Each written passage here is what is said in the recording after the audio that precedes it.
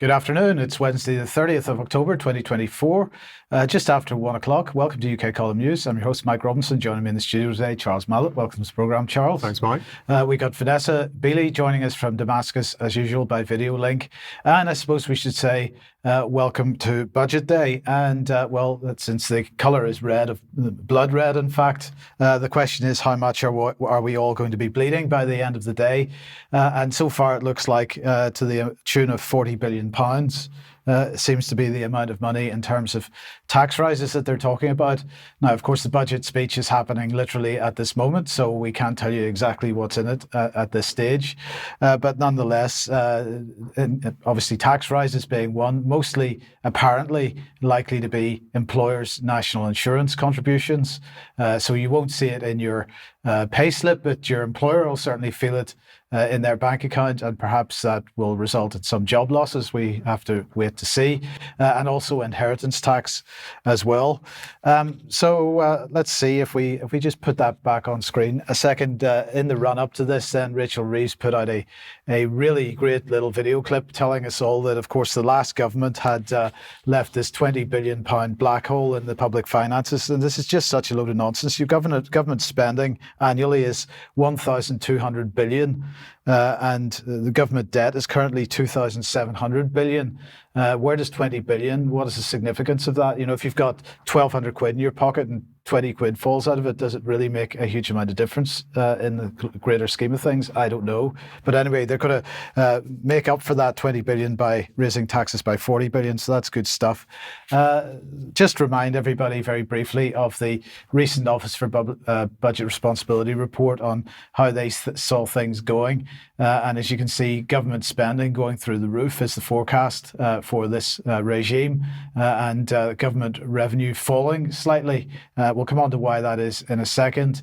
A lot of money to be spent on climate change mitigation, of course, with some of that money offset by carbon tax revenues. So we'll see how that goes. But this is the critical thing, isn't it? Because population age structure in 1974, 2024 and 2074 on screen at the moment. And as we can see, an aging population, fewer and fewer people, fewer children being born, fewer people of tax-bearing age, let's say, and more people of older age requiring tax money to be spent on them in terms of social care and so on.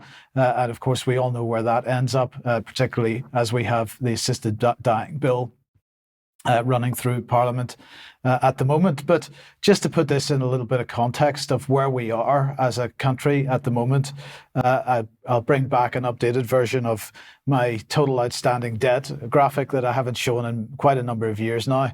So government debt currently sitting at £2.7 trillion. We've got a significant tranche of banking sector debt. We've got household debt at just under 2 trillion. We've got nuclear decommissioning at 212 billion. But the key thing here is state pensions. Because this £6.1 trillion is the current obligation on state pensioners for everybody that's in employment at the moment.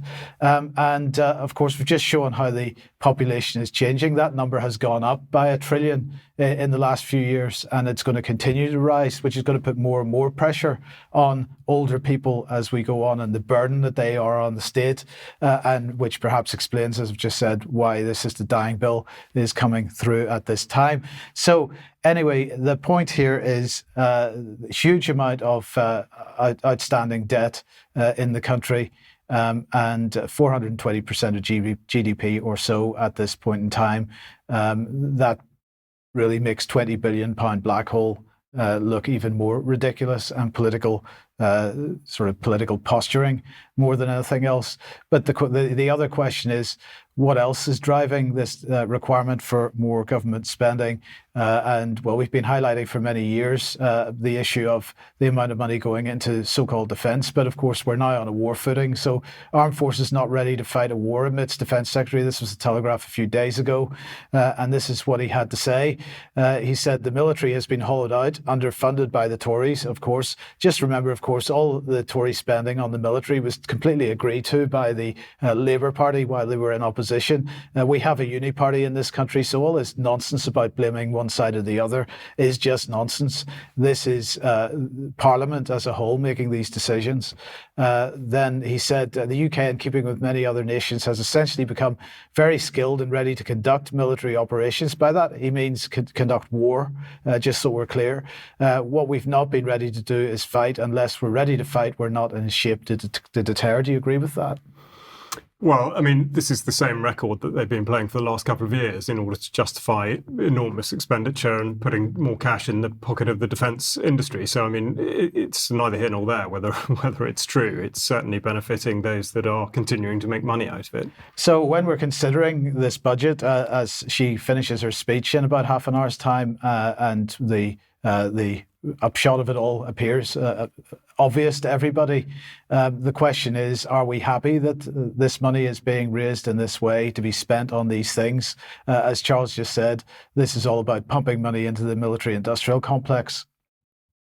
Also, the other thing I should mention in passing, by the way, is they said, for example, that compensation, that's part of this tax money raise, would be for compensation for the infected blood scandal and for the post office scandal.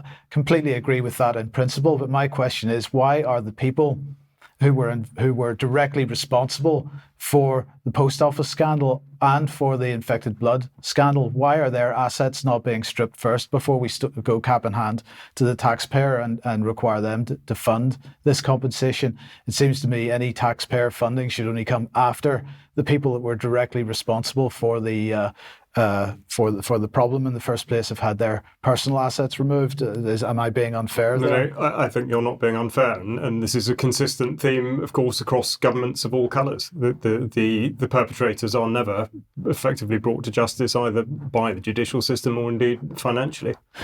So we'll just finish off this little segment with this from More in Common, 100 Days of Labour, and I thought this was quite funny because they, in their survey, discovered that Starmer's approval has plummeted since the election. In fact, it's now below that of Rishi Sunak already, and he's only been in the job for how many days? 3 months. So it is perhaps a little bit of entertainment on this dark day as they tend to empty our pockets and steal everything that we have been attempting to build for the last lot of time. So there we go.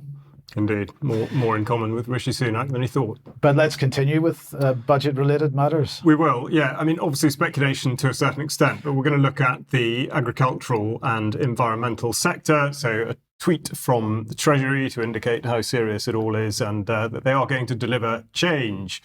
And Rachel Reeves, the Chancellor, busy on her text messaging and tweeting this morning, saying that politics is about choices and that the Labour government chooses investment over decline. Well, we will see about that. She reinforces the message by saying that she's investing in our future. She doesn't specify, of course, who our future might refer to. But The Guardian believe that they are ahead of the game and forecast that DEFRA might have their budget restricted by in the region of £100 million.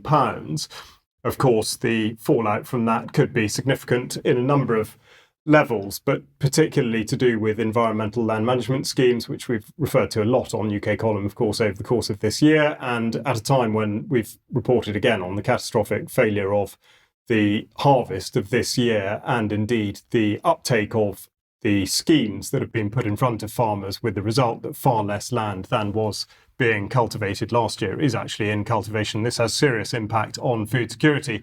What I want to do now is to show you a video of the MP Harriet Cross asking the Chancellor what the situation was with regard to agricultural property relief, essentially inheritance tax on agricultural land. Harriet Cross. Thank you, Mr. Speaker. I'm not going to ask the Chancellor to preempt tomorrow's budget, although I might actually have some luck if I do, based on current form. So instead, can she confirm to me that she fully appreciates how important agricultural property relief and business property relief are to farmers and family businesses who do so much to grow our local economies across the country? Chancellor. I recognise the importance of being able to pass on to the next generation the assets you have built up, and we'll be setting out more details on all of our tax policies in the budget tomorrow. That was helpful. Indeed. So we wait and see which direction that's going to go in. But nonetheless, inheritance tax on agricultural property, agricultural land would be an enormous change to the system. And it does beg the question, of course, the wider one, which is what business does the state have taking tax from people in the event of their death in the first place? But to put that in context, we're going to have a look at something from the National Audit Office. Of course, Mike's just been talking about defence and Ukraine specifically. And we see here from a recent report from the NAO that 2.7 billion is the estimated price tag on the cost of replacing equipment that's been donated to Ukraine from British stockpiles, and then a further 2.4 billion spent on procuring equipment for Ukraine. Now, so the loss of 100 million pounds to the agriculture budget is therefore, again, similarly, a relative drop in the ocean, and it seems mystifying at a time when food security is inherently challenged that the government can't find a way of supporting not just farmers, but of course the population of the United Kingdom. The other thing to put out there is that fuel duty, of course, is another thing that's been talked about. And should that increase, that again would have a massive impact on the rural economy because, of course, the miles driven by those in rural areas are much greater than those in urban areas. So we wait and see what happens on that score. Now, to go from the sublime to the ridiculous, we look at Nuffield Farming and see that they have put out what really matters, which is the Ag Diversity online course, positive growth towards a more inclusive sector. And they state that creating equity and inclusion is crucial, but they don't say to whom or to what. They talk about creating a more level playing field and inclusion, making people feel like they belong. So this is a drive to get more people or in effectively minority brackets into farming. Whether or not they want it remains to be seen, but they say that there are plenty of inspiring BPOC. Now, BPOC is yet another acronym to have to remember: Black and people of colour who want to be or are in the agricultural sector, despite the barriers laid out in front of them. Of course, they can't specify what barriers those are because there is no evidence in the first place to suggest that any do actually exist. Now, to cap the irony on this one, we see that the programme is sponsored by McDonald's. So that's one to be aware of, and we'll watch for the continued push towards what they're calling diversity, but is, of course, exactly the opposite in that they're effectively suggesting that people who might be in a minority could not possibly walk into a situation where other people don't look like them. Now, what they could have been concentrating on, though, was the agricultural workforce as it actually is, and in particular, the demographics by age. Of course, 38% of farmers in this country are over the age of 65. That is something that could be addressed, but of course isn't, because it doesn't fit the agenda narrative. Now, looking again towards the future, it's worth noting that just last week, there was an arrival of more than 30,000 new seeds into the Svalbard Global Seed Vault in Norway. Norway, of course, being a country that has a very, very strong stance against gene editing, which, of course, is something that the United Kingdom has chosen to embrace. And I would just like to point out that Bill Gates, who has, of course, his finger in the pie of the Seed Vault, may be on a collision course with them, and it will be certainly challenging to see how that will turn out. He's here with his Gates notes talking about a thought-provoking look at the gene editing revolution, pushing somebody else's book on the matter, Walter Isaacson writing The Codebreaker. So that's one thing to consider. Another thing that DEFRA have been forced to concede via doublespeak is that their 30 by 30 plan is not going quite the way that it should be. So I've highlighted the text that effectively suggests that things aren't really happening. They require urgent and significant action to drive nature's recovery, and it requires a strategic approach to address the scale of action needed to ensure a diverse and well-connected network of 30 by 30 areas. So we can see that the Nuffield money is not going to be entirely wasted, or is it? But this coincides with the inconvenient resurgence via social media of a report written by NASA back in 2016, suggesting that carbon dioxide fertilization is greening the earth. And this was something I alluded to whilst talking about carbon capture a couple of weeks ago, which is that why would we be so arrogant to assume that just because carbon dioxide levels in the atmosphere might be going up, that nature might not find a use for them? And NASA, of course, seemed to confirm that some years ago. So we'll wait and see how that's digested as it continues to do the rounds on social media. But nonetheless, the food security and budget question is the thing that we will be looking at as it comes out further later today. Thank you, Charles. Now, Vanessa, let me welcome you to the programme. Bring us up to date with what's going on in the Middle East. Well, interesting as we're discussing budget, and apparently, according to the Telegraph that picked up the story that I mentioned last week about CIA, British mercenaries potentially policing gated communities, which is effectively concentration camps within a concentration camp in Gaza. I wonder how, if they are to be used, how they are also going to be funded. So this is from the Telegraph. Former British Special Forces soldiers could soon be dispatched to help build Hamas-free gated communities in Gaza. We've been covering this story pretty much since October last year because there have been intermittent reports on the subject. The proposal involves Israel engaging private military contractors to create safe zones for the delivery of aid and assist with reconstruction of the war-torn enclave. No comment on the war-torn. According to several Israeli news outlets, Mordecai Moti Kahana, an Israeli-American businessman who runs global delivery company, is poised to win a $200 million contract. If the deal is signed, Kahana says GDC intends to divide the strip into a series of Hamas-free bubbles or gated communities for Palestinians, which of course means extra surveillance, smart city type environments. Movements between the bubbles would be controlled by GDC and a UK private security contractor with access to former British Special Forces, he adds, and he goes on to say, these are British Special Forces. They know what they're doing. They are people who have fought terrorism all their lives. If something happens, we will convey the message to the residents of Gaza, you don't want to mess with us. They will understand that a new sheriff has arrived in the city. He goes on, or rather the article goes on in the Telegraph, which of course has direct connections to MI6, or certainly is always channeling their messaging. Kahana, who started his career in New York as a taxi driver, said he would not name the British security firm. However, GDC is known to have worked previously with Constellas, the US company that took control of Blackwater, the mercenary company that operated in Iraq and was responsible for a civilian massacre in Iraq. Constellas is listed as an official partner on GDC's website. Constellas have worked with GDC in Ukraine. Constellas also owns the Olive Group, one of Britain's biggest military-grade private security firms. GDC and its subcontractor have had extensive discussions with the Israeli government, including the Ministry of Defense, the Israeli Defense Forces, and the Prime Minister's office on the modalities for this initiative, but also with the US State Department that, funnily enough, the Telegraph doesn't mention. And then looks like this here, I want to really demonstrate to what degree legacy media, and particularly British media, obfuscates information from the public. So when you go to GDC, who are their partners?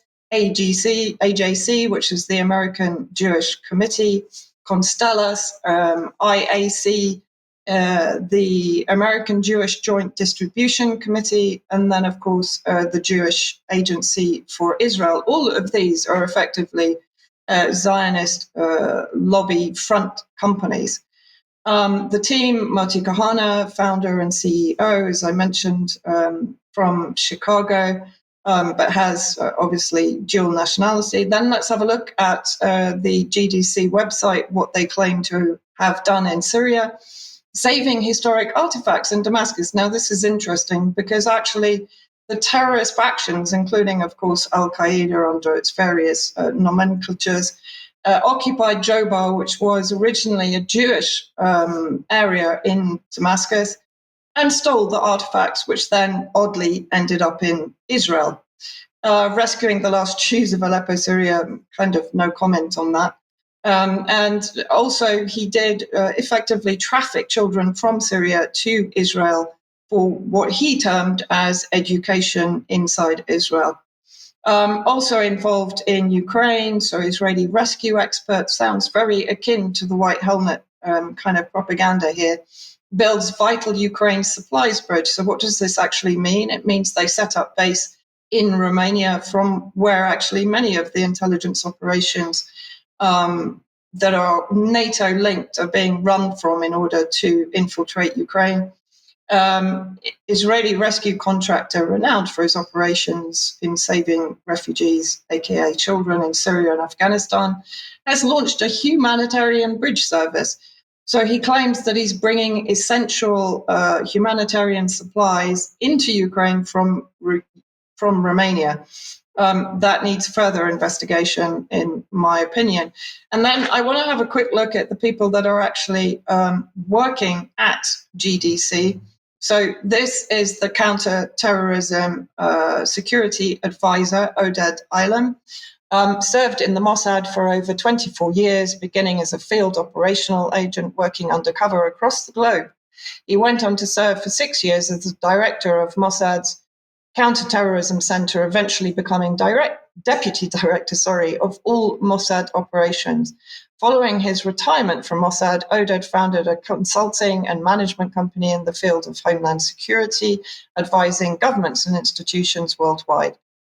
He's a writer for Israel's most read newspaper and a commentator, etc., etc. So we have already a fairly high-level Mossad and probably 8200 player here. Then we go to Doron Avital, board member. He has a celebrated military career from the time he commanded leading paratroopers company in the early 80s to the planning and commanding of numerous complex special operations in the Israeli Elite Special Forces unit, Sayeret Maktal, aka the unit. During his service, Avital received numerous IDF military and special operations awards. He's now a member of the Knesset. Then board member Yossi Kubra-Vasa. He's an Israeli intelligence and security expert, head of the research division in the Israel Defense Force Military Intelligence Division, and director general of the Israel Ministry of Strategic Affairs, currently senior project manager at the Jerusalem Center for Public Affairs, specializing in the security dimensions of the Israeli-Palestinian conflict. And then finally, David Sur had a 31-year career in the IDF. His final position in the military was Chief Intelligence Officer, the number 2 person in the Military Intelligence Directorate, often referred to as Amman, which is connected to 8200, where he served under Moshe Yalon. From 95 until 98, he was commander of the Liaison Unit for Foreign Forces and was responsible for IDF relations with Jordanian and Egyptian armed forces. Interesting collection of board members and advisors. Then we have active advisor Justin Sapp. So here on the website, they don't give very much away. He's a retired Green Beret colonel with nearly 30 years of active duty experience, where he served at various echelons within the military and interagency. But then let's have a look at Justin Sapp on another website. He was a Special Forces captain detailed to the CIA shortly after the 9/11 attacks. He infiltrated northern Afghanistan with CIA's Team Alpha and was the first soldier to go behind Taliban lines in 2001. And so it goes on. He's made numerous deployments to Afghanistan and the Middle East, where he served at various levels of command and staff within Special Forces. Colonel Sapp retired from the US Army in 2024 after nearly 30 years of active duty service. His final role was as the military chief of staff at the US mission to the United Nations. He is now a consultant at Constellus. So we come kind of full circle back to the Constellus connection. And then, Mike, finally, I will be forever grateful for you creating this infographic, because it shows so clearly. People that have followed our work at UK Column, particularly on Syria, will know about the White Helmets established by the UK Foreign Office, MI6, CIA, funded by multiple members of the regime change cartel that effectively waged a proxy terrorist war against the Syrian government and people since 2011. And the White Helmets were founded not in Syria, but in Turkey in 2013 by James Lemessurier, who you will see in the photo in the center, former British military intelligence. who, as part of his career, worked for the Olive Group, which we heard is a private military contractor, British, that were then merged into Constellus, but Constellus also contains within it Academy, which was formerly Blackwater. So we keep seeing this connection of these kind of shadowy security service operations that are infiltrating countries to be targeted for regime change or destabilization or economic hybrid war projects. So interesting times. But yes, where's the money coming from for yet another British-led military project? Well, it's going to come from the latest grab from this British regime on the British taxpayer. And we've got to be much more active about asking questions about where that money's going, in my opinion. And maybe we need to be following Chris Coverdale's lead and, stopping funding this regime. And the other thing, Mike, just one Vanessa. other thing, Mike, of course, it's now doubly difficult to actually track if the UK Foreign Office is funding these organisations, because why? They've removed their funding spreadsheets since you investigated them or since you made the website to look into the figures. Yes, indeed. So they haven't published, they normally publish sort of on a quarterly basis, all Foreign Commonwealth Development Office spending over £25,000 in spreadsheet form. So we decided we would take those spreadsheets and make that data a bit more accessible for people by creating a website. If you want to go and have a look at that, have a look at fcdospending.ukcolumn.org, and you'll see that we don't have any data since, I think, September 2021.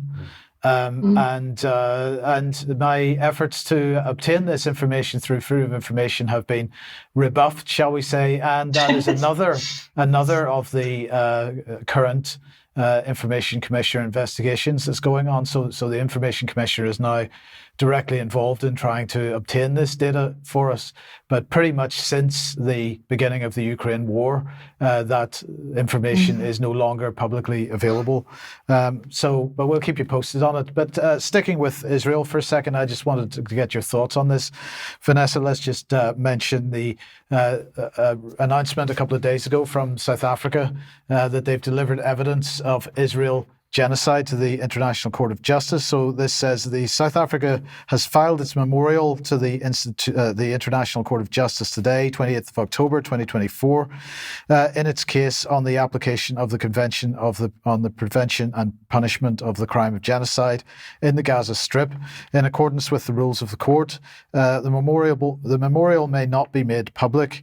This filing of this memorial takes place at a time when Israel is intensifying the killing of civilians in Gaza and now seems intent to follow a similar path of destruction in Lebanon.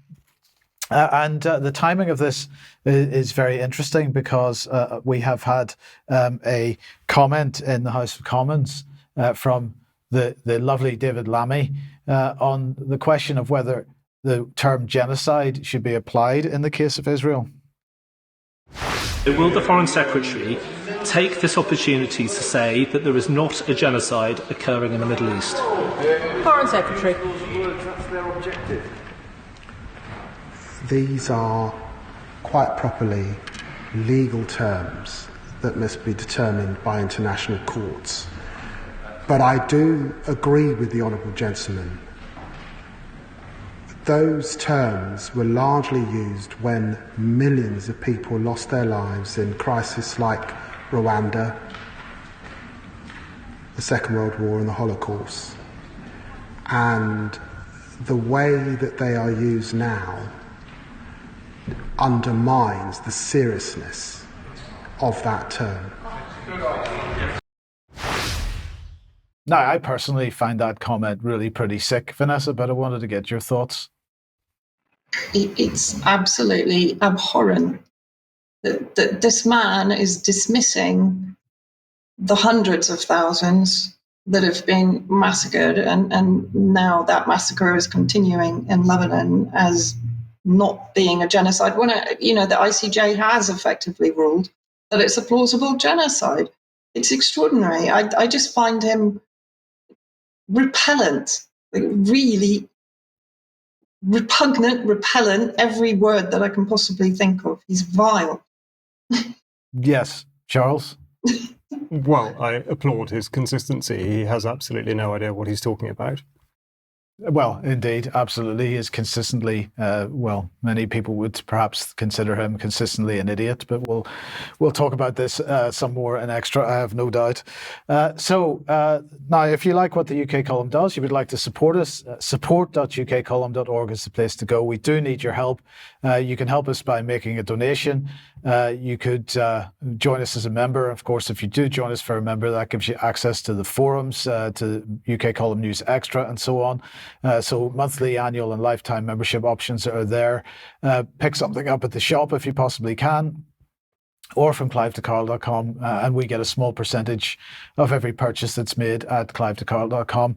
But of course, as we always say, and we will say again today, if you can please share our material as widely as you possibly can. Convenient share buttons on the articles and videos on the UK Column website. We do need you to do this because we, of course, are consistently shadow banned and otherwise restricted by the various platforms. You can also get a link to the comments that are associated with any of the videos or articles on the website if you click just below that. Now, yesterday at 1 p.m., Brian was in conversation with Joseph B. Sweeney, former CIA head of litigation and author of a book called A Dangerous Injustice. If you haven't seen that, go watch it. It's an extremely interesting interview. What's going out tomorrow at 1 p.m? Tomorrow, an interview with a young man named Montgomery Toms, who was just 14 years old when the first of the many lockdowns began. And we start with his perspective on that, but also the journey he's been on since and the activism he's now engaged with. And there's a short clip of him speaking with me.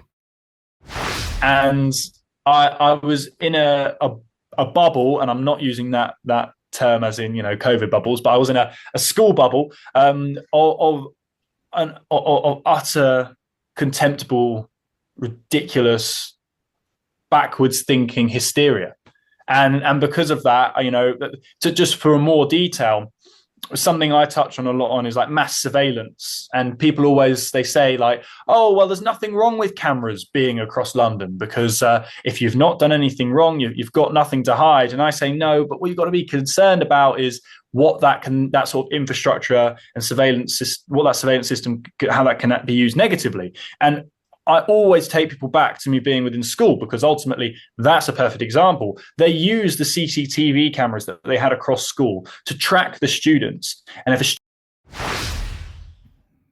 So he's really got his finger on the button, and I would encourage you not just to watch that, but also to share it very widely because he is not exactly a lone voice, but an important one in his generation. Okay, look forward to that 1 p.m. tomorrow in the usual places. Do watch. Now, I'm sorry to do this to you, but we have to bring David Lammy back because he is very concerned at the moment about Russian disinformation. The Kremlin's disinformation is a desperate attempt to undermine our democracy. Putin and his mafia state are trying to poison the world with disinformation, division and disorder in the UK and throughout the world. He's failing, and I'm determined that he will continue to fail, and I'm taking action to ensure that he does. I'm directly exposing the Kremlin's mouthpieces and sanctioning those who clumsily try to spread Putin's lies across the world. They have spewed their bile on Putin's orders in a desperate attempt to undermine support for Ukraine, from trying to create deep fakes to inciting failed protests across Europe. But their efforts will keep failing. The UK, united with our international allies, has stood with Ukraine for 2 years. We stand with them still. It is my personal mission to constrain the Kremlin and apply relentless pressure against all elements of Russian malign activity. Last week it was the illicit Shadow Fleet, previously using barbaric chemical weapons in Ukraine, and malicious Russian cyber gangs like Eagle Corps. By shining a light on Putin's murky activities and punishing his puppets, we will constrain the Kremlin.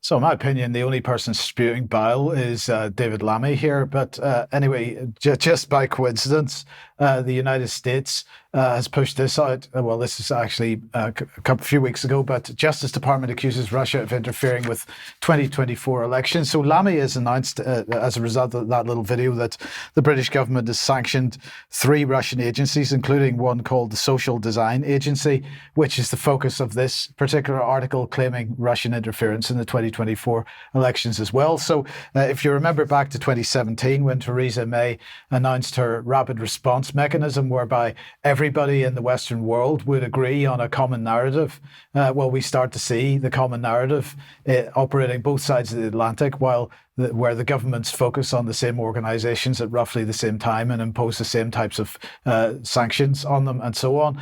But I just want to remind everybody where this whole idea of Russian disinformation came from, because, of course, it started with the Integrity Initiative.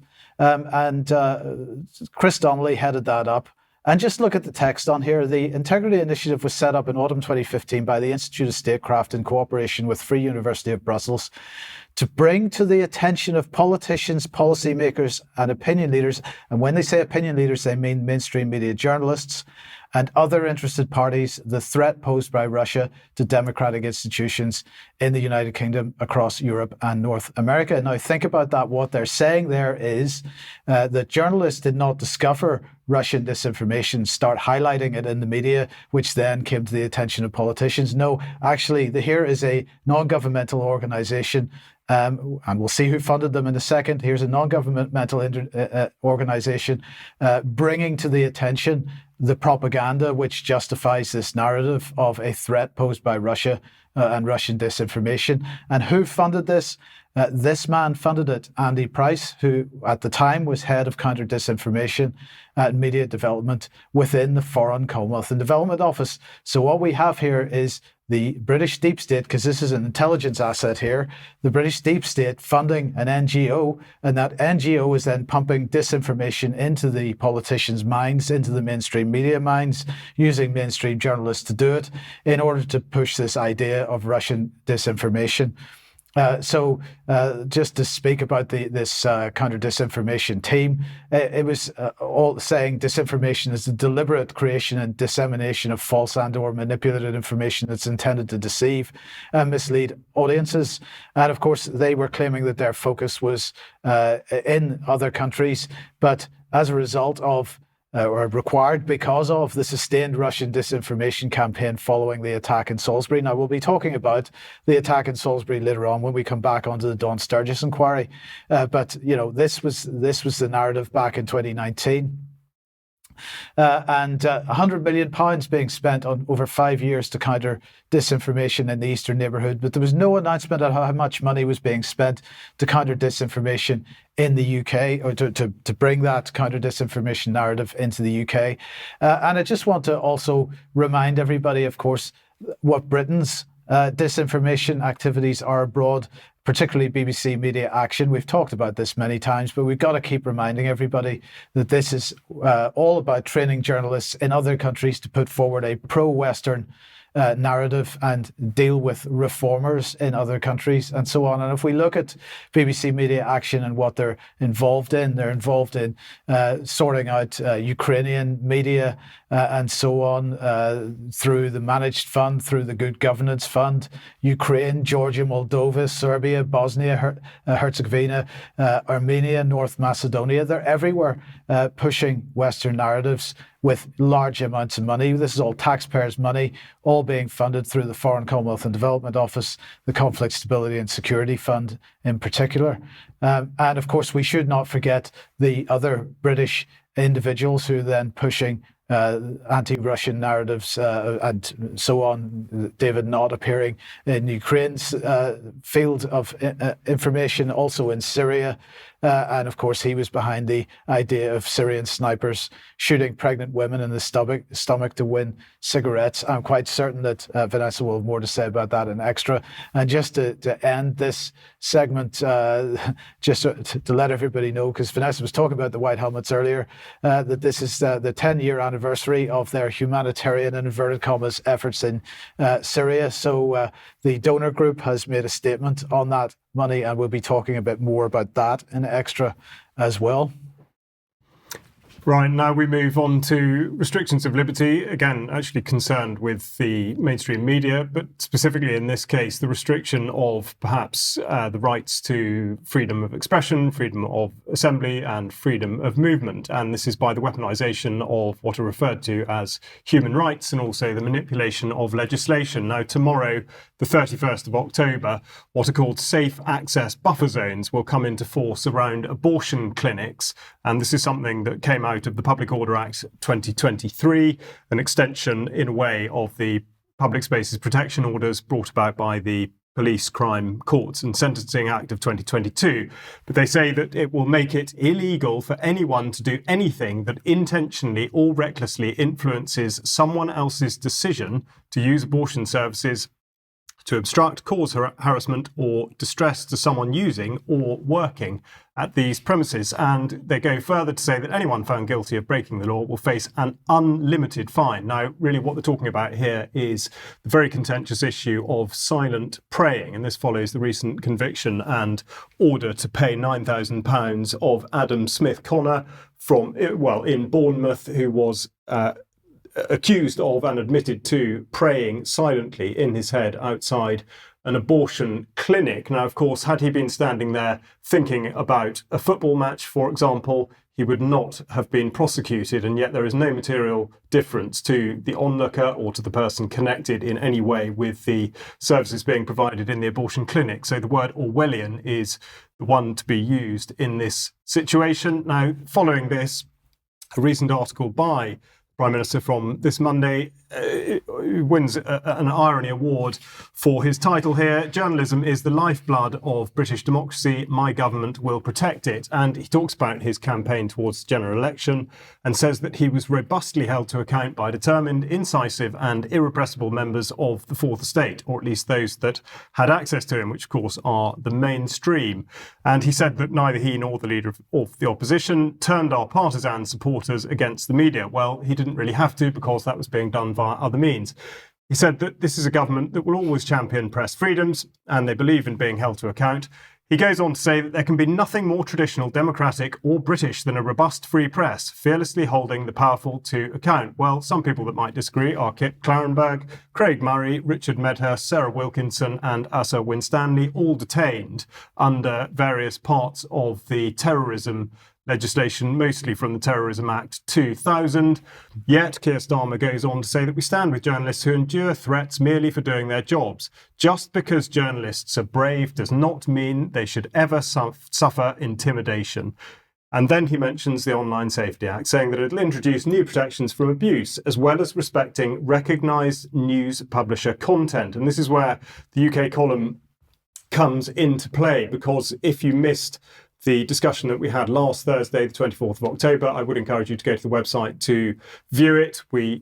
Mike and Brian and I spoke to Wilsey of Resistance GB in order to effectively launch a campaign in so far as we will be able to exploit the provisions of the Online Safety Act and fight against censorship. So if you are a provider of alternative content and run an independent media service and you fulfill the criteria as set out in the Online Safety Act at section 56, I think it is, then please get in touch at onlinesafety@ukcolumn.org. Thank you for that, Charles. Now, Vanessa, let's welcome you back and bring us up to date with does Zionism have a dilemma? I'm not absolutely sure, but there are very mixed messages coming out from various people within the ruling elite of the so-called State of Israel. And, Israel is expanding its aggression. It is expanding its slaughter of civilians into Lebanon. Thousands of people today had to evacuate Baalbek and the Bekaa regions because they're under threat of carpet bombing, as they have been doing across the south, but across Lebanon, basically, not only in the south. So first of all, this is Yoav Gallant, the current slightly under siege defense minister, commenting particularly on the military operations in Gaza. נידרש לפשרות כואבות, כי לא כל מטרה ניתן להשיג רק בפעולה צבאית. הכוח אינו תכלית הכל. בבואנו לממש את חובתנו המוסרית והערכית להשיב את החטופים לביתם, נידרש לפשרות כואבות. So basically admitting that there are far more casualties than are being reported, which is something we've known for a long time.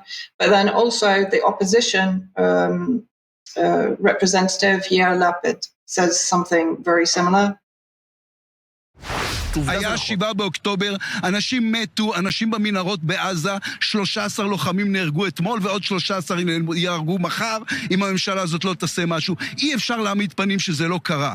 אי אפשר להעמיד פנים שעכשיו אפשר להתייחס לזה כאילו כמו שהיה 11,000 פצועים, 890 הרוגים. אתה רוצה להגיד לי שהכל נראה אותו דבר? הצבא חולק עליו, כן.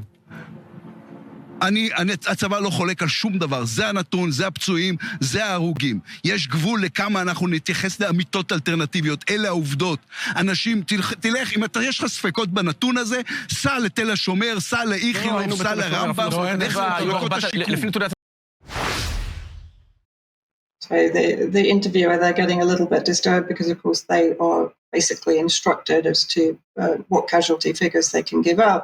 But then we have Netanyahu doubling down, promises to bring home all the hostages and to achieve the war aims he laid out at the beginning of the war. Total victory is an orderly and consistent work plan that we will fulfill step by step. Israel, he says, is the one obstacle keeping Iran from controlling the Middle East and threatening the rest of the world. The fanatical axis of evil led by Iran threatens to destroy our country and trap other countries in its net, and to threaten the West, first of all. Iran is working for a stockpile of nuclear bombs, even though Israel has a secret stockpile of nuclear bombs, and will be able to threaten the entire world wherever it wants. According to Iran's thinking, he argues, if Israel falls, the entire Middle East will fall into its hands, but we will not fall. We will win, and the whole world will be a better place. Well, he's originally from Poland, but I'm sure that's a minor detail. Gideon Sa'ar, who's the Netanyahu's preferred replacement for Yoav Gallant, because he's far more expansionist-minded, is now sending out threatening messages to Syria. The message that Israel should convey to the Assad regime in Syria: Israel must make it clear to Assad that if Syria continues to be a path to supplying Iran's military to Hezbollah and allowing aggression from its territory, it puts its regime in jeopardy. His full speech at the Middle East Right Conference, initiated by Knesset member, and I've done a better translation of some of the things that were said, and this is taken from a report at Al Akhbar.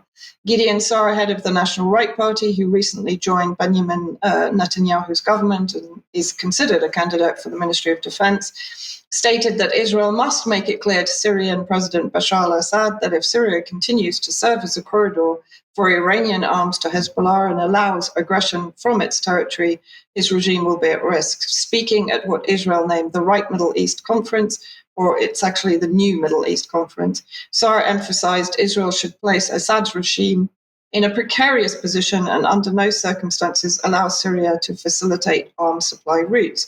And then it goes on with the threat, reaffirming the stance. Sa'ar stressed that Tel Aviv will not tolerate Hezbollah's rearming through Syria or permit a new front to open against it from Syrian territory.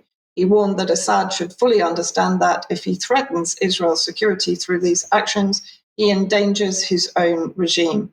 Reminding the audience of past missed opportunities, the right-wing minister remarked, Israel lost the chance to remove Assad during Syria's civil war. That's a fairly big admission there. An opportunity Iran and Hezbollah seized. Now Assad must make a critical choice. Sa'ar concluded by asserting that detaching Assad from the Iranian axis would have profound implications for Israel's security. So Israel there, or Sa'ar, basically admitting Israel's role in the regime change war and the funding of al-Qaeda and ISIS and the other terrorist groups and the arming of them. But this is interesting. It's a really bad translation from the Hebrew article. We have a history of, or Israel has a history of cooperation with the Kurds, which is not a place for privatization. They're a strong people with a tradition of proximity to Israel.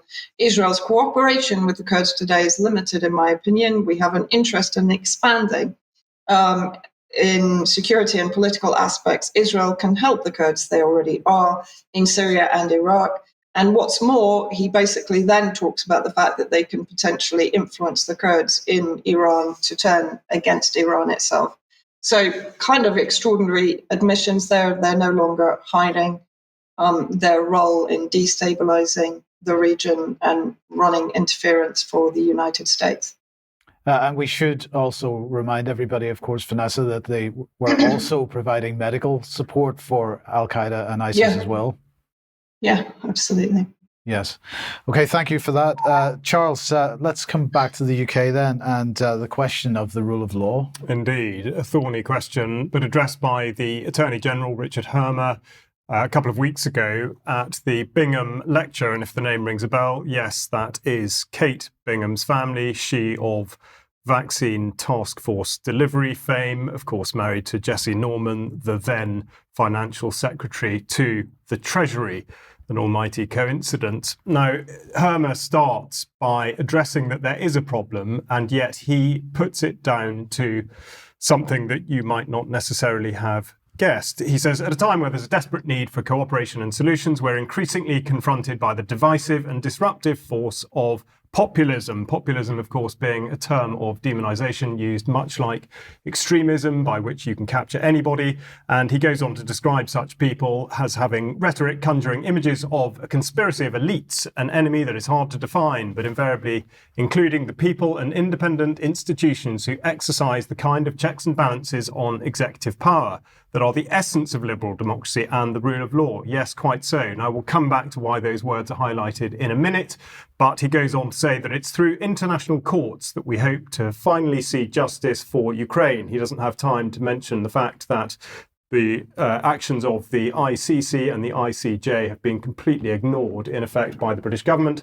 But he does say that I and the whole government remain steadfast in our support for Ukraine on the battlefield and in the courtroom. And he goes on to mention the Special Tribunal on the Crime of Aggression against Ukraine. Again, no time to mention Gaza.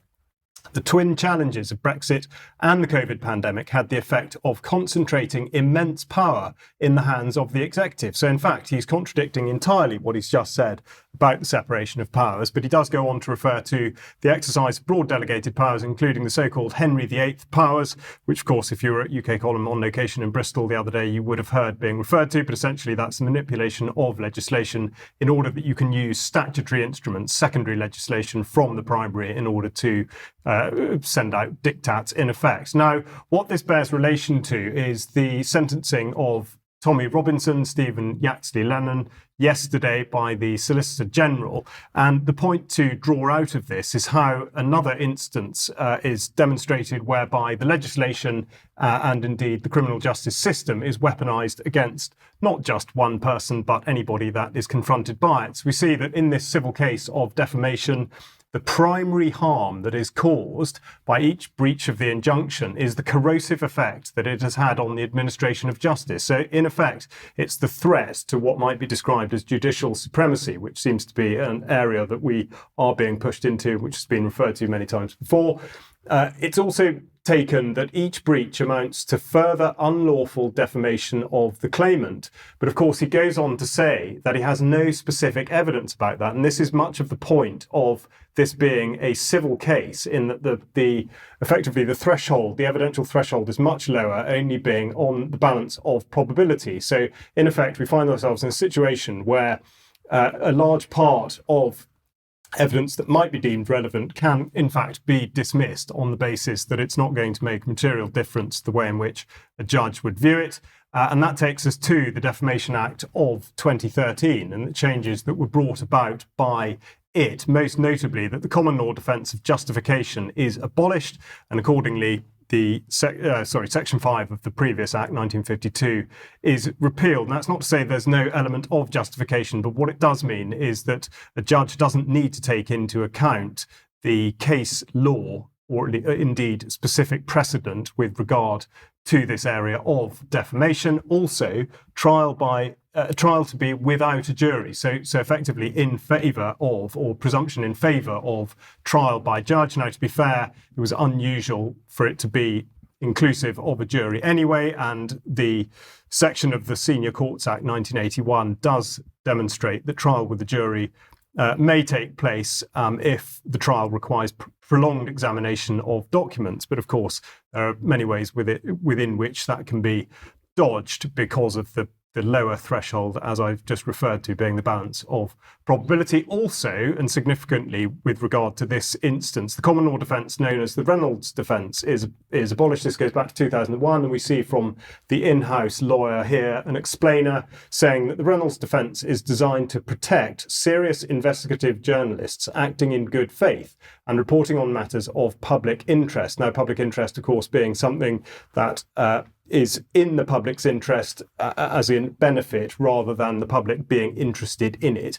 Even where allegations are false and hugely damaging to the subject of the publication, publishers can make use of this defence. So many significant things that drop out of this, specifically when we think back to Herma referring to the rule of law. And yet, of course, we see a number of very, very inconsistent situations, not least, of course, the Hugh Edwards case, and indeed what's happened to Mike Amesbury, the Labour MP, apparently seen punching somebody to the ground and continuing to punch them. So it's hard to see consistency and indeed the rule of law being applied. And these situations do highlight the many inconsistencies, which of course we'll be able to concentrate on in future. Indeed. Now let's end with some comedy. Now, of course, the death of Dawn Sturgis in itself is not a comedic situation, and she deserves some respect here. But this inquiry into her death certainly is a comedic situation. And as we see the mainstream media running around trying to justify a narrative which simply does not hold up. So the BBC, for example, is running a podcast series, if you're interested, called Crime Next Door, The Salisbury Poisonings. So this is a series of efforts to get the narrative line straight. And in the most recent episode, they had Neil Basu, what was he? He was Met Counterterrorism Assistant Commissioner on as a guest, and Basu saying, to leave that. This is the vial of, or the perfume bottle allegedly full of Novichok, to leave that lying around anywhere on foreign soil is the most unbelievably reckless disregard for human life I've ever witnessed. He said, one of the things I was thinking was, is this war? Is this an act of war? You think of a weapon of mass destruction as being an intercontinental ballistic missile with a nuclear-tipped warhead. And you don't think of it being a perfume tester bottle.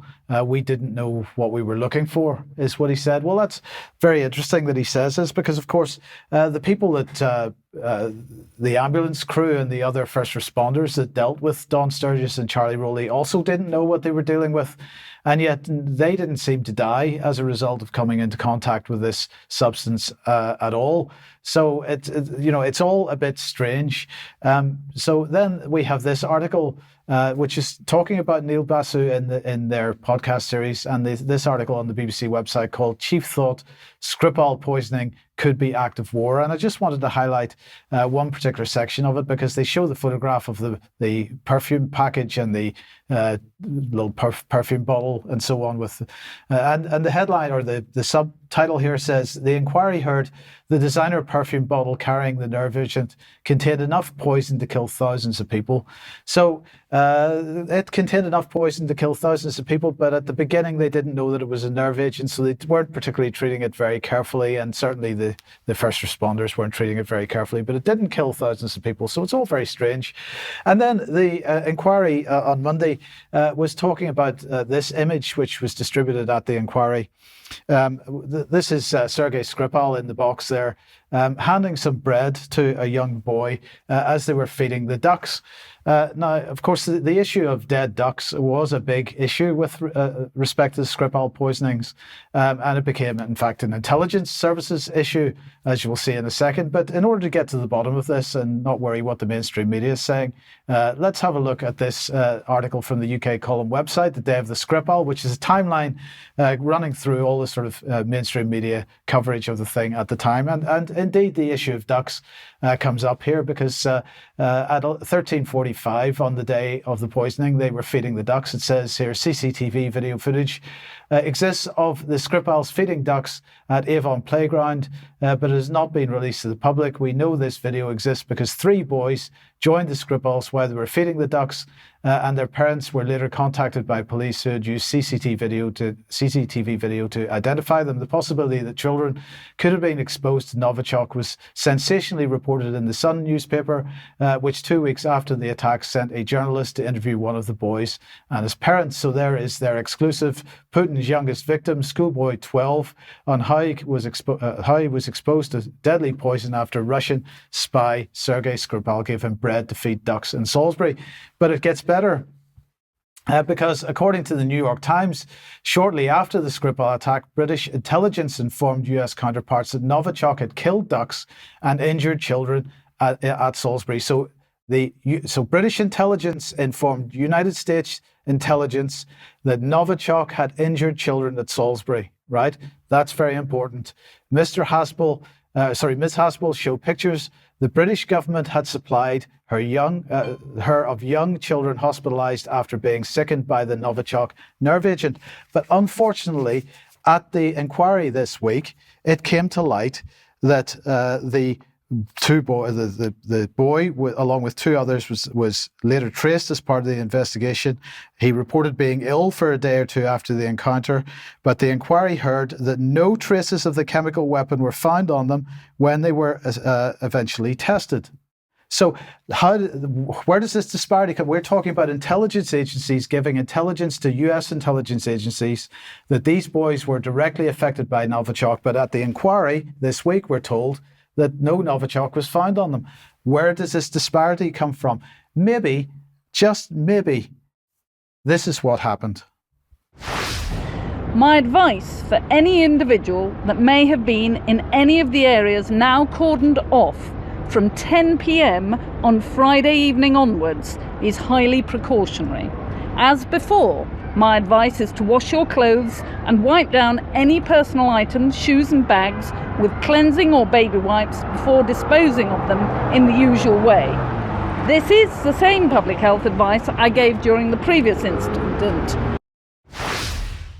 So that was Sally Davies, the chief medical officer at the time. So maybe they couldn't find Novichok on these boys because they wiped down their clothes with baby wipes. Maybe that's the reason. And so the incident didn't, or whatever it was she said there, didn't quite happen the way they say. But anyway, I don't even know how to take this seriously at this point. This clearly what I'm referring to here is all Russian disinformation. We must always keep that in mind, and we'll leave you with that thought for today. We'll be back in a couple of minutes for some extra, where undoubtedly we'll be talking more about this and many other topics. Charles' interview tomorrow, 1 p.m. Don't miss it, and we'll be back for the news at 1 p.m. as usual on Friday. See you then. Bye-bye. Bye-bye.